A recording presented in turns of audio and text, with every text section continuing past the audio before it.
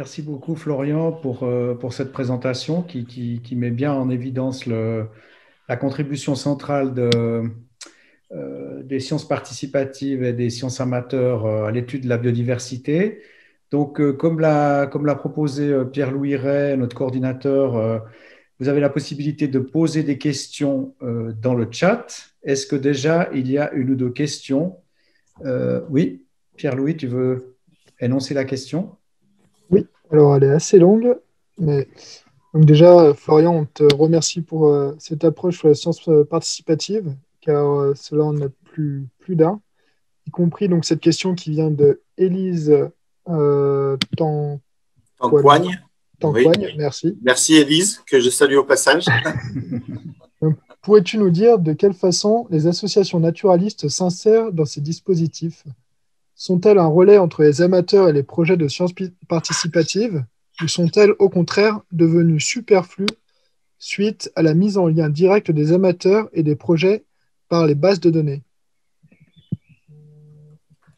Alors, je vais peut-être enlever mon texte là. Il y a plusieurs réponses à cette.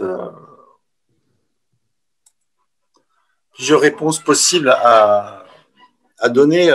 D'abord, on s'aperçoit que les naturalistes qu'on a étudiés pour Fonds de France, par exemple, il y en a beaucoup qui sont membres d'associations.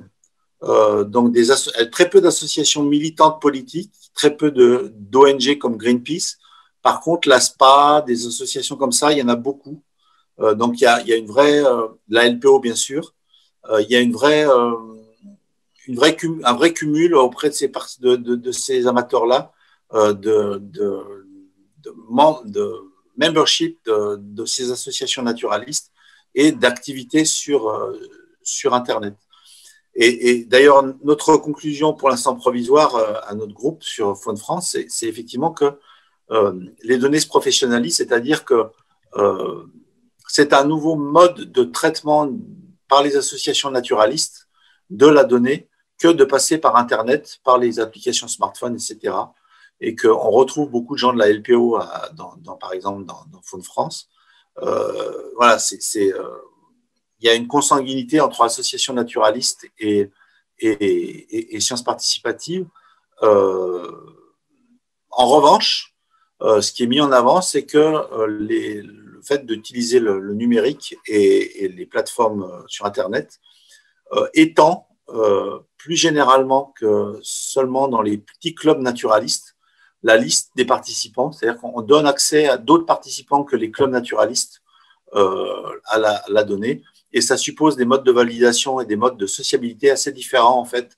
On s'aperçoit qu'il y a beaucoup de naturalistes sur Fonds de France qui parlent très peu en famille, qui sortent peu en sortie nature organisée, mais qui sont extrêmement actifs sur Facebook, sur les réseaux, etc. Je crois qu'il n'y a pas d'autres questions pour l'instant. Je voulais te poser une question complémentaire à celle d'Alice Toncoigne. On a vu un des enjeux fondamentaux de ces questions de destruction de la biodiversité, c'est bien sûr les actions que le monde politique peut entreprendre. C'est dans quelle mesure l'investissement massif de tous ces scientifiques amateurs via les plateformes numériques contribue à accroître l'impact des mobilisations citoyennes autour des questions environnementales. Parce que bien sûr, il y a une question de curiosité scientifique, mais il y a aussi une question de facteurs impactant l'environnement. Je pense notamment à l'Institut éco-citoyen de Fos-sur-Mer, qui a un modèle extrêmement intéressant qui travaille à la fois sur la qualité de l'eau, la qualité de l'air, la qualité du sol, et qui constitue une sorte d'interface entre le monde scientifique, le monde politique et les citoyens, avec une centaine de collecteurs, observateurs, promeneurs, pêcheurs, etc., qui vont relever un certain nombre de paramètres physiques et biologiques, et qui de facto devient une sorte d'interface de négociation pour de changements environnementaux. C'est-à-dire que les scientifiques, évidemment, se plaignent à juste titre du manque d'incorporation des données qu'ils produisent sur les destructions de l'environnement, Mais finalement, la question que les scientifiques se posent, et beaucoup sont devenus aussi des activistes aujourd'hui autour des questions climatiques et biologiques, comment est-ce qu'ils peuvent accroître l'impact de leurs travaux sur la sphère de la décision politique? Et dans quelle mesure est-ce que cette mobilisation locale qui mesure les impacts directs contribue à cela? Alors, enfin, j'ai pas forcément la réponse à cette question-là. On n'a pas testé, par exemple, le rôle des personnes Faune France impliquées dans les politiques locales, les mairies ou les choses comme ça. Donc ça, on l'a pas testé. Donc je peux pas te dire si effectivement il y a une corrélation. Ce qu'on voit plutôt, notre corrélation qu'on voit quand on parle de marché de la donnée, c'est que de plus en plus en France, et je pense que c'est en Europe, les politiques publiques sont basées sur de la connaissance des espaces qu'ils mettent en réserve, par exemple, ou de Natura 2000, ou des SNIEF en France, de toutes ces opérations-là, des réserves, et tout ça suppose de la donnée. Et en fait, les amateurs ont conscience de produire de la donnée qui va servir ensuite à des instruments juridiques de protection de la nature. Donc ça, il y a un vrai boom, je dirais, de la donnée naturaliste avec une recherche de plus en plus forte d'informations sur le sujet et donc des associations. Alors, des naturalistes, quand on les interroge sur leur motivation, ils ont ça notamment en ligne de compte, c'est-à-dire le fait d'être utile à la protection de la nature par ce biais-là, par le biais de l'information qu'ils produisent, qu'ils contribuent à produire pour favoriser. Il y a beaucoup de gens, enfin, on avait question un peu d'opinion. Pratiquement tout le monde est écolo, enfin écolo dans l'âme. Ça, il n'y a pas de problème. C'est une évidence totale. Mais de là à montrer l'impact sur les politiques publiques et sur les milieux décisionnels, on n'a pas vraiment de. Il y a un maillon qui nous manque pour observer ça, quoi. À la différence de l'IECP où ils ont été créés par les politiques. En fait, l'IECP est créé par la mairie, par les politiques de Fos, quoi. Je pensais aussi à un exemple qui incarne un peu les deux, qui est la magnifique carte de Notre-Dame-des-Landes, hein, qui inclut toute une série sur un même espace graphique, les éléments d'analyse de la faune collectés par les naturalistes, les zones de conflit à l'époque avec la police, les lieux de sociabilité, etc. Donc, si je pose cette question, parce qu'il me semble à titre personnel que cette étude de la biodiversité peut contribuer à produire une représentation affective du territoire. Et à un certain moment, on peut même se demander dans quelle mesure la quantification, la donnée brute, la quantification ne vient pas obscurcir en fait les attachements affectifs que les personnes peuvent ressentir par rapport au territoire. Alors là, c'est un vrai sujet sur lequel on travaille. Moi, je travaille, je suis en train de mener des entretiens avec des photographes donc, de Faune France qui ont accepté d'être interviewés. Et on a tous les cas de figure. C'est-à-dire qu'on a des gens qui sont effectivement très affectifs avec leurs photos et avec les moments de sortie nature qu'ils ont vécu, où ils sont capables de donner des anecdotes en disant oui, c'était l'anniversaire de mon fils, voilà, on a fait ça, etc. Donc il y a tout un côté émotionnel de la donnée produite qui se retrouve chez un certain nombre de gens. Pour l'instant, j'ai interviewé 9 personnes sur 20, mais sur les 9, c'est très criant. Il y a des motivations différentes et il y a des gens qui font de la photo et qui disent c'est pour l'identification pure et simple. C'est-à-dire, nous, ça nous sert à identifier les espèces et après, on donne l'information à Faune France et on s'arrête là et on est des naturalistes chevronnés, mais qui sommes acquis à l'absence d'aspérité sociabilitaire de la donnée scientifique, quoi. Enfin voilà. Donc on a vraiment tous les cas de figure. Donc c'est vrai que c'est et à chaque fois, moi je posais la question de savoir si les gens étaient frustrés par par la manière dont les données sont collectées, parce qu'il n'y a pas de place pour les commentaires, il n'y a pas de place pour mettre des informations sur ce côté émotif de la donnée, sur le fait que pour la première fois, on a réussi à voir un jasor boréal, par exemple, et que ça nous a fait notre journée, etc. Tout ça est absent de Faune France. Mais finalement, les gens ont peu d'appétence, a priori, pour changer les choses et mettre plus d'émotion là-dedans. Ce qui existe par contre, et ça a été bien montré, c'est les gens sont extrêmement précautionneux sur la destination de la donnée qu'ils donnent. C'est-à-dire que là où il y a de l'émotion, c'est ou en tout cas du contrôle qui est lié à un investissement affectif dans la donnée, c'est dans la volonté de ne pas donner l'information à certaines personnes, notamment les chasseurs, et à garder un certain par-devers soi un certain nombre de données qu'on refuse de divulguer à Faune France ou qu'on divulgue comme cachées, avec une vraie question derrière qui est le souci du don qu'on fait, parce qu'il y a un côté don en fait dans ces sciences participatives. On donne de la donnée à quelqu'un qu'on ne connaît pas, c'est vraiment un don à la Godbout, quoi. C'est un peu ce que j'ai écrit moi dans un projet d'article, mais et comme le don l'indique aussi, on risque de se faire avoir en donnant et on joue le jeu.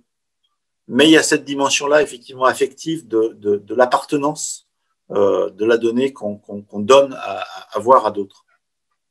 Merci beaucoup, Florian. Je crois qu'il y a pas mal de questions, Pierre-Louis, là, dans le chat. Oui, en effet. Alors, on a une première question qui est plutôt d'un ordre technique. Donc, je ne sais pas si, Florian, vous avez la réponse à ce niveau-là. On a Philippe Huffer, qui est impressionné donc, par ce site de Faune France. Il demande en fait qui gère ce site, combien de personnes et quel budget annuel est attribué à ce site Faune France. Donc j'ai partiellement répondu dans le chat en indiquant qu'il s'agissait en fait d'un consortium, une cinquantaine d'associations qui s'étaient mis d'accord et qui est principalement géré par la LPO, si je me trompe. C'est ça. Par contre, pour ce qui est du financement, je ne sais pas trop comment ça s'organise. Si vous avez des... Non, je ne sais pas non plus le financement. Je sais que le logiciel BioLovision est payant. Donc, la LPO a les droits du logiciel. Donc, je pense que la LPO finance et c'est elle qui gère le côté technique de la base. C'est Philippe Jourde à Paris, enfin à Rochefort qui gère la base. Il y a un comité technique de 7 ou 8 personnes, je me rappelle si c'est 7 ou 8, qui sont des personnes d'associations diverses, dont la LPO. Qui s'occupe de gérer en temps réel les informations. Ce qu'il faut savoir, c'est que c'est extrêmement compliqué de gérer cette base parce que les sites sont différents, les portails sont différents et les taxons ouverts sont différents aussi selon les régions. C'est-à-dire qu'il y a des régions qui n'ouvrent pas les taxons poissons, par exemple, parce qu'ils n'ont pas de validateur. Puis il y a d'autres régions qui disent nous, on ouvre tout. Par exemple, dans les Hauts-de-France, ils ouvrent tout. Ils n'ont pas de validateur, mais ils disent ça peut servir. Le jour où on en aura, il pourra voir sur les sites et puis on fera le nécessaire. Donc tout ça est très compliqué, techniquement très compliqué. Ça est en train de se simplifier avec ce qu'ils appellent les sites miroirs, mais c'est pas encore très clair. Donc ça demande beaucoup effectivement de concertation entre les associations. Alors juste pour compléter ce dire, parce que je suis un utilisateur aussi de ce genre de portail. Ce que j'aime faire aussi, et quelque chose qui est très pratique en tant que chercheur du côté français, c'est utiliser finalement l'INPN, qui est un magnifique portail, je trouve, où on a vraiment en fait un très très bon résumé de tout ce que les associations peuvent rassembler comme data. Et si on a le besoin de récupérer des données ou d'avoir des informations sur une espèce précise, le portail du LNPN peut nous le fournir sous toutes ses formes. Donc c'est quelque chose de très intéressant aussi de ce point de vue-là, je trouve. Ensuite, si on va donc sur une autre question, donc elle a été partiellement répondue encore une fois, mais elle est de Joël Salomon Cavin. C'est en quoi l'émergence récente des questions de biodiversité urbaine va-t-elle de pair avec les sciences participatives et son focus sur la nature ordinaire? Alors, les sciences participatives urbaines, il y en a. Alors, il y a des sciences participatives aussi qui sont professionnelles. Donc, il n'y a pas que des sciences participatives tout public. Il y en a aussi qui sont destinées aux professionnels. Notamment, je pense qu'il y a les jardiniers urbains. Et il y a des sciences qui concernent les agriculteurs, par exemple propage. Et il doit y avoir des sciences qui concernent aussi tout ce qui est urbain, les jardins urbains. Sinon, il y a des sciences participatives comme sauvage de ma rue, qui sont effectivement des observations qui sont faites dans les milieux urbains. Aux États-Unis, il y a Pigeon Watch que j'avais étudié il y a une dizaine d'années, qui était lancé par le laboratoire d'ornithologie de Cornell, qui consistait aussi dans les zones urbaines à observer la couleur des pigeons et voir le côté bigarré de certains pigeons, pour essayer de comprendre la génétique des pigeons au niveau de la couleur. Et là, on fait appel à d'autres dimensions qui sont peu investiguées pour l'instant. En tout cas, Pigeon Watch, c'est clair, c'est attirer un public qui n'aurait pas accès d'habitude à ce type de recherche. Donc des publics plutôt populaires, plutôt pauvres, et essayer de les fédérer autour d'initiatives autour d'espèces de la nature ordinaire urbaine. Donc la nature ordinaire, ça permet aussi de fédérer des gens ce qu'on voit partout quand on est dans la nature, y compris en ville, et donc d'accrocher des gens qui ne sont pas forcément des naturalistes chevronnés. La nature ordinaire, c'est aussi la démocratisation de la nature, hein, c'est aussi ça. On n'est plus sur des espèces rares, il n'y a plus le fonds d'intervention des rapaces qui avait un observateur derrière chaque aire de Faucon-Pèlerin. Là, on est sur des données extrêmement faciles d'observation. Et donc, ça va dans le sens, la nature ordinaire, ça va dans le sens de la démocratisation de la nature avec donc, je parle pas de l'urbain que je connais peu, mais ça va dans ce sens-là aussi. C'est observer aussi, on peut observer les papillons de jardin sur son balcon, par exemple, sur des plantes qui sont dans son balcon. Donc ça, c'est tout à fait possible. Ou dans des parcs locaux en ville, on peut observer aussi sur les parcs locaux. Donc ça, c'est bien montré par des sciences participatives. Et la dernière chose sur cette démocratisation et la nature ordinaire, c'est que, par exemple, l'Observatoire des papillons de jardin, qui est maintenant, qui a un autre nom maintenant, c'est l'Opération Papillon, va sélectionner dans la liste des papillons, des 28 papillons observables, des papillons qui ne sont pas forcément des taxons, mais qui sont des groupes de taxons, mais qu'on va mettre ensemble parce qu'ils sont très difficilement reconnaissables l'un par rapport à l'autre. Par exemple, les citrons. Les citrons, ce n'est pas un taxon de papillons, c'est un groupe de taxons. Mais dans le formulaire, on demande juste si vous avez vu un citron, parce que c'est facile à reconnaître. Donc, il y a tout un travail pédagogique, en fait, de didactique, des manières de faire de la science participative qui permettent d'accrocher un peu tout le monde, y compris des urbains. Je peux juste compléter ma question. Merci. Donc c'est Joël Salomon-Cavin là qui s'exprime. Merci beaucoup Monsieur Charvelin pour votre réponse. Ma question portait aussi sur l'intérêt désormais que les écologues portent à la ville. Donc en Suisse, on étudie le fait que, et ça correspond bien à ce que vous disiez, c'est-à-dire depuis les années 90, il y a un intérêt vraiment évident et renouvelé des biologistes pour la nature urbaine. Et du coup, par rapport à ce que vous disiez, je me posais la question de savoir s'il y avait un lien entre les sciences participatives et la production de données sur une nature ordinaire et l'intérêt que désormais l'écologie et les scientifiques portent à la question urbaine, si les deux pouvaient être liés. Ça, je ne sais pas. Il faudrait demander à des gens de Viginature. Je pense que des gens comme Romain Juillard pourraient vous répondre. Moi, je n'ai pas d'informations particulières sur la partie. Mais par exemple, sur Lyon, il y a une association qui s'appelle Espèces parmi Lyon. Espèces parmi Lyon. Et qui fait des inventaires. Alors, ça se traduit juridiquement par des inventaires de la biodiversité communale. Donc, ils ont fait des inventaires du premier arrondissement de Lyon avec toute la faune et la flore du premier arrondissement. Donc, et ça, c'est effectivement des informations qui sont remontées au niveau national et au niveau des écologues qui peuvent travailler dessus. Est-ce que si je m'étends, si je m'avance un peu, mais je me dis que c'est peut-être aussi lié à, on est dans la même période, les années 90, à la généralisation de l'écologie de la perturbation, c'est-à-dire où le milieu n'est plus un milieu en stabilité homéostatique si on le laisse faire dans les campagnes, mais devient un milieu qui est perturbé de toute façon. Et donc, la question d'écologie devient la question de la perturbation du milieu et de comment gérer des milieux avec un peu une sorte de génie écologique.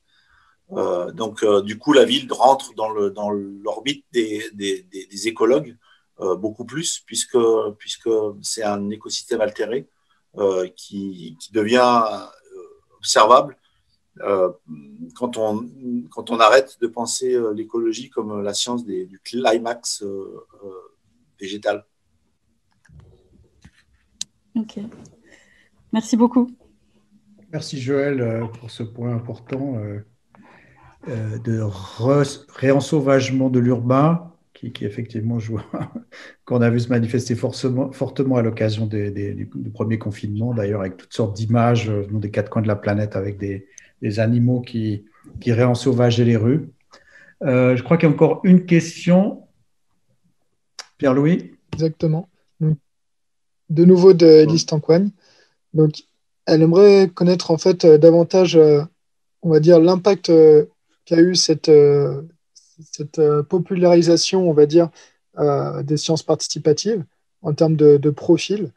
Donc, la question est la suivante. Serait-il possible d'en savoir plus sur le profil démographique des gens qui viennent à ces projets sans passer par des associations naturalistes?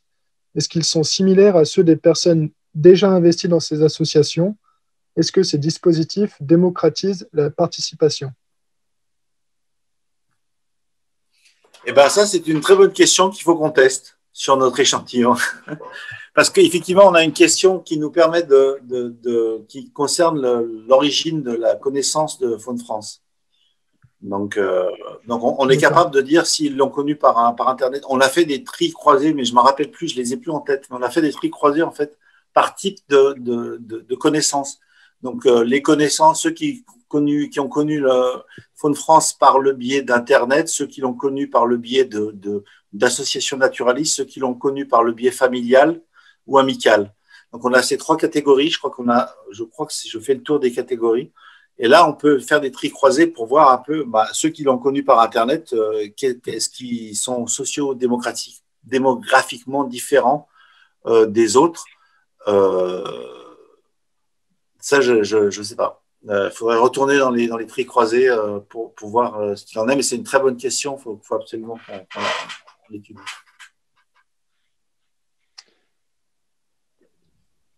Et puis, pour répondre partiellement à cette question, je sais que, alors, j'ai pas l'article directement sous les yeux, mais je sais qu'il y a de plus en plus de recherches qui s'intéressent à cela, justement, sur ce côté sciences participatives et également par rapport à cette notion justement de nature urbaine et l'intérêt qu'on porte à cette nature urbaine.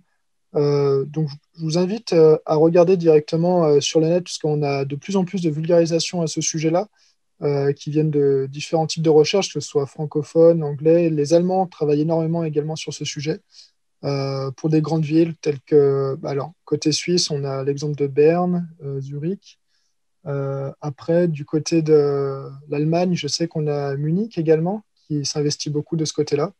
Donc, n'hésitez pas à être un peu curieux, à fouiller, et je pense que vous pourrez déjà trouver une bonne partie de réponses à vos questions.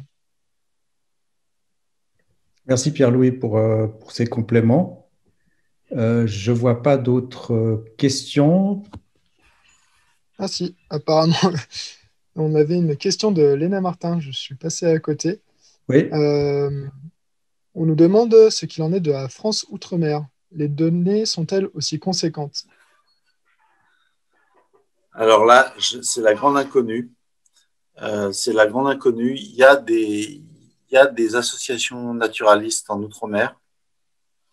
Il se trouve que nous, on a exclusivement regardé les associations métropolitaines.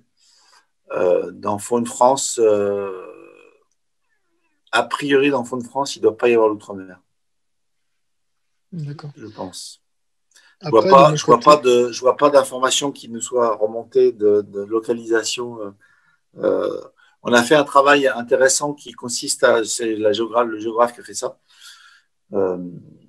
Thierry Joliveau, qui consiste à regarder la distance. Je ne vous ai pas mis le graphique, mais c'est très intéressant. La distance entre le lieu d'observation et le lieu de résidence. Et donc, on n'a que la carte de France, donc a priori, il n'y a rien sur Outre-mer. D'accord. Donc, il y a des points chauds, des points chauds qui sont du sud de la France, l'Aquitaine, l'ouest, l'est, donc du côté, tout ce qui est Savoie, Haute-Savoie, Aquitaine, donc qui correspondent à l'historique de l'implantation des bases de données, en fait. Et on a fait le même travail par type de profil, et on voit que les personnes qui observent le plus proche de leur maison, c'est effectivement les observateurs d'oiseaux des jardins, puisqu'ils observent dans leur jardin, en gros. Et que les experts, par contre, sont des gens qui observent qui ont la plus grande amplitude entre leur lieu de résidence et la localisation de là où ils observent. Je confirme ces dires en côtoyant quelques experts. Ils sont prêts à faire des sorties exprès pour ça. Et donc, pour aller un peu plus loin, donc, dans la question, Léna Martin, enfin dans ta réponse, de mon point de vue, donc, pareil, parce que, en fait, je travaille sur la distribution des espèces également. Et du coup, je suis intéressé par toutes ces sciences participatives pour pouvoir générer la modélisation sur laquelle je me base par la suite, grâce à ces observations d'espèces. Et donc, pour ce qui est donc, des données outre-mer, il en existe, il y a bien des bases de données qui sont même assez riches. Alors, je ne savais pas si elles étaient fournies ou pas avec Faune France, apparemment non. Et je sais que, voilà, encore une fois, moi, j'ai pu les récupérer également par INPN, qui en fait m'indique quels sont les différents fournisseurs de données pour les différentes espèces. Et si on prend une espèce de type tropical, eh ben, on pourra se rendre compte qu'elle a différents fournisseurs de données en fonction des différents départements outre-mer dans lesquels elle peut être présente. Et pour aller un peu plus loin, moi, j'avais aussi une question, commentaire, Florian, c'était ce rapport que tu faisais avec l'IPBES où tu mentionnais en fait que finalement, on avait déjà besoin, donc, dans notre hémisphère, de faire davantage de sciences participatives pour avoir ces données sur nos espèces, comprendre comment, enfin, on va dire, comment elles sont réparties et quelle est leur importance par rapport à, on va dire, à la perte de la biodiversité. Donc, je suis tout à fait d'accord avec vous sur ce point de vue-là, mais pourtant, on sait actuellement que la majorité de la biodiversité se retrouve au niveau ou sous l'équateur, et on sait également que c'est donc dans ces zones défavorisées qu'on va avoir le plus de mal à récolter des échantillons concernant l'observation des espèces. Du coup, ma question était, selon vous, l'intérêt quand même porté par l'IPBES de se concentrer sur les pays du Sud, les pays émergents, me paraît quand même assez justifié, non? Alors, il y a des travaux actuels d'Allemands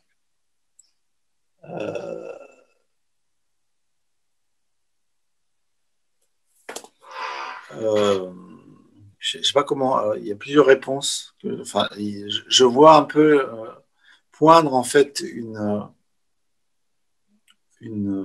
rationalisation de la donnée naturaliste en allant la chercher au Congo ou ailleurs, ou en Colombie ou en Amazonie,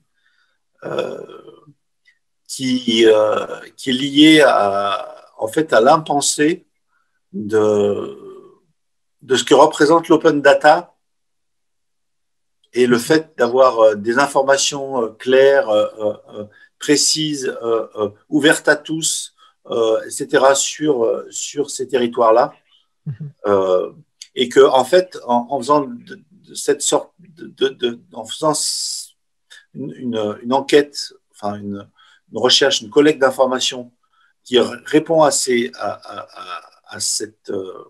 définition de la donnée comme étant publique, de bien commun, etc., on exclut une autre dimension de la participation. Donc, on n'est pas seulement sur la participation des gens qui participent à la collecte de la donnée, mais il y a les participants, par ceux qui sont impactés par la donnée. Et ces participants impactés, quand ils sont en Amérique du Sud, ils sont impactés, mais du coup, ils participent d'une certaine manière, mais ils sont exclus de l'universalisation des données dans le monde occidental, qu'on voudrait être le plus ouverte possible, mais en disant ça, on oublie qu'il y a des gens qui n'y ont pas accès. Et ça pose problème quand on va chercher chez eux de l'information alors qu'ils n'y ont pas accès. Donc il y a tout un travail et ça c'est des peuples autochtones qui se sont mis d'accord sur des modèles de constitution de la donnée qui sont alternatifs à notre vision européo-centrée ou nord-américain-centrée, qui est de dire il faut de la donnée ouverte à tout le monde, accessible, précise, etc. D'accord. Ça revient un peu à la question que je posais tout à l'heure au rapport entre la donnée, les affects et la décision politique. Hein. Parce que c'est quand même, je pense, la manière de se représenter certaines espèces, la présence ou l'absence de certaines espèces animales en Suisse ou au Cameroun va bien sûr pas être du tout la même, et surtout l'accès effectivement aux données et à la possibilité d'utiliser ces données pour des revendications, pour protéger des aires ou des territoires va pas être le même du tout. Donc, moi, j'ai toujours un peu cette préoccupation, peut-être un peu, c'est peut-être pas très politiquement correct de le dire comme ça, dans un milieu scientifique où il y a de nombreux biologistes, mais dans quelle mesure la quantification provoque véritablement une action politique sur la biodiversité. Et ça, pour moi, c'est vraiment un enjeu très important, mais qui renvoie aussi, bien sûr, à la manière dont les chercheurs en écologie, en biologie, vont porter, vont traduire, vont transférer ces connaissances pour les rendre accessibles à l'action. Et évidemment, ça implique des affects. Donc, voilà, des affects qui peuvent d'ailleurs être mobilisateurs ou qui peuvent être démobilisateurs, si on pense à tout le mouvement catastrophiste ou collapsologique qui joue un rôle important, mais qui en même temps produit des formes de sidération, des formes de démobilisation. Donc, ça, pour moi, c'est un enjeu important, transversal à la question de la biodiversité entre les sciences sociales et les sciences biologiques. Oui, c'est tout à fait ça. Alors, est-ce que nous avons encore quelques questions? Pour le moment, je crois qu'on est à peu près bon. En tout cas, si on n'a plus d'intervention d'ici les 10 secondes qui suivent, je vais déjà vous remercier, Florian, pour cette présentation. Ça a été un plaisir de vous avoir avec nous pour pouvoir discuter de cet aspect des sciences participatives et surtout de l'importance qu'on leur accorde. Peut-être qu'Alain veut rajouter un mot. Moi, j'aimerais juste rajouter un mot pour les derniers participants. Rendez-vous la semaine prochaine avec Bruno David, qui est le président du Muséum d'histoire naturelle de Paris, qui va nous présenter également donc, sa vision de l'environnement en temps de crise. Son sujet à lui va plutôt s'orienter, on va dire, sur cette histoire de 6e extinction. Est-elle réelle? Si oui, comment peut-on la dériver? Est-il possible d'en faire quelque chose? Voilà, je vous attends nombreux donc mercredi prochain à 17h15 pour discuter de ce sujet. Et pour accéder à la conférence, vous pouvez toujours y accéder grâce au site du SIE qui passe par la faculté de géosciences de l'environnement. Site sur lequel d'ailleurs vous retrouvez les enregistrements des conférences passées, et ce qui me donne l'occasion de remercier Pierre-Louis Ray pour son magnifique travail de coordination qui rend ce cycle possible. et si convivial. Merci beaucoup en tout cas. Bonne soirée à tout le monde et merci pour votre participation. Merci beaucoup Florian et à très bientôt. On se recontacte. On se recontacte pour cette histoire, ça marche. Ça marche. Merci.